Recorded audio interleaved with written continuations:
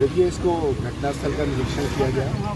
Forensic science के हिसाब से जो फॉरेंसिक एविडेंस है वो कलेक्ट किए गए हैं और उस बेसिस पर ख़ास तौर से जो हमारे डिफरेंट फुटेजेस और सारी चीज़ें वो भी हम लोग इसको ले रहे हैं। चीज़ें निकल के आई हैं कि अपने एक साथी आरक्षी के साथ में इनका संवाद था, उनके साथ मिलना जुलना था। उस बेसिस पर एक मुकदमा भी बलात्कार का लिखवाया था। उसके बाद 164 के स्टेटमेंट में ये आया कि हमने कोर्ट मैरिज कर ली है, लिहाजा इसको इस पर हम आगे फर्दर कोई कार्रवाई नहीं करते। उस बेसिस पर जो हमारे पास इम्पोर्टेंट कुछ और एविडेंस है, पुलिस इस पर काम कर रही है और प्रथम दृष्टया ये किसी खास मोटिव से किया जाने वाला मर्डर प्रतीत हो रहा है।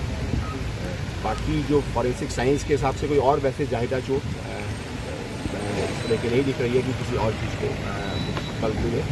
इतना तय है कि जो अभी तक की एविडेंस मिली है, इनके एक परिचित आरक्षी इसके साथ आपस में संवाद था, बातचीत थी। फिर उसके पश्चात एक रेप का मुकदमा लिखा गया और उसके पश्चात उस रेप के मुकदमे के क्रम में 164 के स्टेटमेंट में उसको उन्होंने क्लीन चिट ये कह करके दी कि हमारे आपस में संबंध हो गया है और हम लोगों ने कोर्ट मैरिज भी कर ली। क्या उनको गिरफ्तार किया? ठीक है, हमारी टीम लगी हुई है और टीम उसको हिरासत में लेने के लिए भेजा गया।